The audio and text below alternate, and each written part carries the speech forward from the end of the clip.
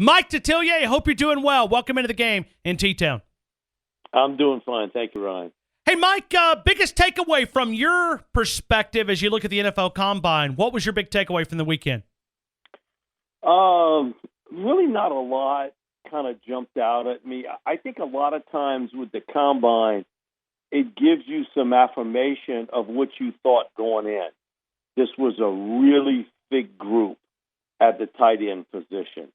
A lot of really good receivers, especially in rounds 2 through 4. Same thing at running back. Same thing in the secondary at cornerback safety. Not enough offensive linemen. And the star area certainly are the pass rushers. That's a spot where, Ryan, I think you'll probably see 8 to 10, what you want to call defensive end or edge rushers at outside linebacker go in the top 35. And those guys came through. Most of them tested well, but you really kind of thought that going in. And a lot of it is you're looking at the pajamas and slippers Olympics. I mean, that's what you looked at the Combine. It doesn't tell you if that guy can play or not. But, what's important certainly is the medicals that you go through, which because of the HIPAA laws, you don't get all that information anymore. And secondly, the one-on-one interviews that are important because we all know that there are probably 50% of the teams in the NFL where, despite the fact that general manager may say, I have the final say, the head coach is holding the chalk in his hand. He's got the final say, especially on, say, the top 100 players. Those first 3 rounds, your scouting department really comes into play tremendously in the middle to later rounds. But that head coach has got a lot of say. He's not watching a lot of college football from August through December. But all of a sudden now, Senior Bowl and NFL Combine, he's become involved. And so it is a job interview. And so you want to be your best, look your best, speak your best at that particular point. But I go back down to something Jim Finks, God bless him, told me many years ago when I first started in this business. He said, don't be swayed by all this, type of Junior Olympics. Always remember the big question. Can he play football? The tape doesn't lie on him. But you do find out some of the other things at these combine type sessions. So nothing really shocked me, to be honest with you, coming out of it. But again, there are always some incidents and always a few people that, you come away and people kind of shake their head about, I don't really care for him. I didn't like the way he interviewed, that sort of thing. So you understand why these job sessions are open and why a lot of that does make a difference if it's close. Mike, O.J. Howard went up to the Combine. It seems like everywhere he shows up, he makes money. Senior Bowl, he made more money. He goes to the NFL Combine at 6'6", 250 plus. He runs a 4.5, 140. He's starting to make some more money. This guy is really coming up the boards when you look at O.J. Howard. And I know you've said it for weeks, but those measurables are there. Yeah, he's a team's pick in the first round. And my comparison would be probably Jimmy Graham. Athletically, he's built along those lines. He's a pass catcher. Today, how many guys really are blockers, tight ends? Very few. They're kind of getting away or angle-type blockers, but it's not like kind of growing up and seeing the blockers of the 60s, 70s, 80s. You don't see that in tight ends today. But O.J. has done a great job. Not only did he win his senior year, he won in the postseason. He's done everything right from national championship game to the Senior Bowl, Combine. The interviews went great with him, and he's put himself in a position to be a mid-first round pick. Now, a lot of people thought maybe he would be a 20s pick in round 1. I think he's better than that. I've always felt he would end up being a team's pick, and it's I got to go back a long way. 3 tight ends that have first-round pick grades, 2 of them from the SEC, and O.J. Howard, Evan Ingram, and certainly Njoku out at Miami of Florida. So that's a lot of talent, and that was a thick area to begin with. And all 3 of those guys really did well in the individual workout. But what you bring up about O.J., he was terrific. I mean, he's done everything right. And for a lot of teams, their deal is doesn't have a lot of mileage on him. The way Alabama's offense was structured, he still has a lot of upside to his game as a pass receiver. And in the NFL, where linebackers can't cover worth a lick, he's going to make a lot of big plays for you if you can keep him healthy. Micah, as we continue our conversation, I want to go back to Reuben Foster. I want to get your perspective. I know it doesn't look great, but I don't think it's as bad as what everybody else out there is reporting. What we're hearing behind the scenes, it sounds like a very minor incident that happened that got him sent home. Your thoughts about Reuben Foster in that situation? I've told you this, Ryan, before. In doing this 30 years, he's in the same area code as Patrick Willis coming out of Ole Miss, out of Luke Kuechly when he came out of Boston College, Jalen Smith, and he stayed healthy at Notre Dame. I mean, you are in the upper tier of middle linebackers in that time frame. And so here you have an elite prospect in this year's draft. Really, he's one of the best. He's a top 5 player. It's certainly not a plus for him. But I agree with you. If someone else is going to do something stupider than that, within the next 48 to 72 hours. But it had some life because it was something you really rarely get seen at the combine. Plus, you can attach that word Alabama to it, which is a click story. If you put Alabama in front of anything, it's perfect if it's a negative story. Exactly, because, like it or not, it's East Coast, West Coast driven press. Sure. And people don't understand that, but having done this, across the nation, I understand that's part of it. And again, it is a minor incident, but it is something that he's going to have to clarify, get finished with. And the best way to do it? Go out and do whatever you can do today to prove just how good you are. My thing about it is some workouts, because of the injury, he's not going to be able to do. But all I can tell you is put that tape on and watch him play. He is a devastating football player out there, downhill, makes plays against the run. And Ryan, you and I have talked about this now since I've been doing the show. He's one of the few guys, coverage. You're looking at a middle linebacker who can cover. You don't have to take him off the field on third down. And he understands this game at a certain level. Now, did he lose his composure, lose his temper? Yes, he did. But I think it's not going to be a major hit or dent on him on where some teams kind of grade him when you look at how the draft comes around. I think when it's all going to be said and done in a couple of weeks from now, minor. It's going to be a minor issue with him, but he's got to clear it up himself here and be able to do it in the proper manner. So, to be honest, I think it's minor. And for some coaches, their deal is, you know what? I want a guy like that on my team because he's got a little bit of an edge. You got a lot of coaches today that say, man, I'm playing with a team with no heartbeat, very little excitement. I want a guy that has got a little bit of spunk in him. And the one thing about Reuben Foster, man, he plays with an edge as a football player when he's out on the field.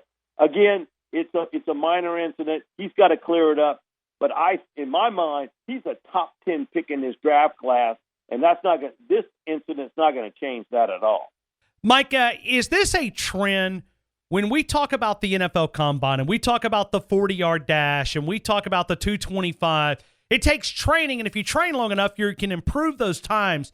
As we see other players skipping bowl games, is this a trend that you think will continue as we approach 2017 and beyond? Will this trend continue with players skipping bowl games? Yeah, I think it will. And, a lot of this, the drills that were done in the mid-'80s when this started is still in place today. You know how to train for this. Sure. You know the exact drills, what to do. And, for a lot of guys, they want to do rep work. They want to understand what they have to do and how to train. And so I think players skipping minor bowls, that you're going to see that continue. I got no doubt of that. Now, the big question mark is, does this have a trickle effect? I think the major part's going to be what happens when the kid makes a decision and his team's in a Final Four situation, and does he skip that game? That is going to be a much bigger story than Christian McCaffrey at Stanford or Leonard Fournette at LSU, where Leonard was fighting the ankle injury. And McCaffrey made the decision. I'm not going to put it out there. I've done all I can for Stanford. What's going to happen, Ryan, when one of these young men in a Final Four team says, you know what, I'm not doing it? Look what happened to Jake Butt at Michigan. They're always going to say, look what happened to Jalen Smith with Notre Dame. Look what happened to Butt this year at Michigan, playing in bowl games. And look what happened to them. Injury-wise, and what it did to their draft stock. And you can bet your last buck, every agent is going to be whispering in the ear of these prospects, hey, don't play in that bowl game. Don't risk it. If you got any apprehensions, we'll pull out of this because already precedent has been set. I think it would be a much bigger story if it were a player from a Final Four team that decides he doesn't want to get in that series. Mike, I'm going to ask you a question here. I don't know a lot about economics. I admitted to the audience a couple of minutes ago, I don't even know if there's a phrase for this. I know how close you are to that program in Baton Rouge with your relationship with Coach O. But as you look around the SEC, without LSU or Alabama involved, the other 12 schools, is there a program out there that Mike Detillier would invest his hard-earned cash and buy stock in an SEC program, but you could not sell it for 3 years? In other words, if they win some games this year, you couldn't sell it. Maybe a program that's on the rise right now. As you look around 12 other schools, not counting Alabama and LSU, 12 other schools, is there a program out there that Mike Detillier would spend his hard-earned cash to invest in, but you cannot sell the stock for 3 years right now in the SEC? That's easy. Georgia. Why? Talent, okay. Great talent level in the state. When you look at the pool of players you're picking from, it's immense. That you got a pretty good class that you can pool out of and look east and west and north and south of you. You got a lot of talent in that vicinity. You got an emerging young coach who went through the rookie growing pains as a head coach. And now he's got some footing. And look what he did recruiting-wise. Got a young quarterback in place. There's a lot of talent in Georgia. And you know what? He got to win the East. We're not talking about getting in the ring with Alabama or LSU, and he's got the East to deal with. Now, I think a lot of Jimmy McElwain at Florida. But in putting in that scenario, my pick would definitely be University of Georgia and Kirby Smart. Just because of the talent he's got on that team, I think he's on firm footing now in his second year as the head coach there. And watch out for the Bulldogs, because I think that's a program that is going to get right back up to being in the heavyweight range real fast. Mike, let me go back to LSU. SI.com did an article yesterday, way too early, top 25. They've got LSU at number 5. Is that too high, or do you think Coach O can live up to those expectations? I wouldn't have put them at 5. I think that they're more of a 10, 11, 12 team than 5. That's really high. And I say this only because look what you lost in the secondary. Jamal Adams, Tre'Davious White, Dwayne Thomas. Now, White and Jamal will be first-round picks, and Dwayne was the nickel guy and played a tremendous amount of football. The uncertainty with Arden Key on what will happen there. The quarterback you have he's a middle-range guy, and he'll win some games for you. But, again, you're not overwhelming at that position. And you lost Ethan Posick, who was a tremendous offensive lineman for you. And so I think LSU's a 9-10 win football team, but a top 5 team, I'd be a little bit surprised at that in the first year under Coach O. I understand why it was put that way, because maybe this was done before Arden Key walked away. You have 2 superstar players in Darius Geis and Arden Key, but there's still some major question marks, and the loss of Adams and White and Thomas and Ricky Jefferson in the secondary is significant. It's not next man up. It all depends on who the next man is. So I think that they're a top 10 team, but they would be more 9, 10, 11 than a top 5 team if I were doing it. And I've done mine already, so, mine was kind of right at the 10 mark. I think that they're a football team that still has some issues to solve, certainly in the secondary. I think that's going to be the big question mark for LSU this year. And it's the first time in 30 years I could say it, that they don't have that next man up at cornerback and safety to replace what they've lost.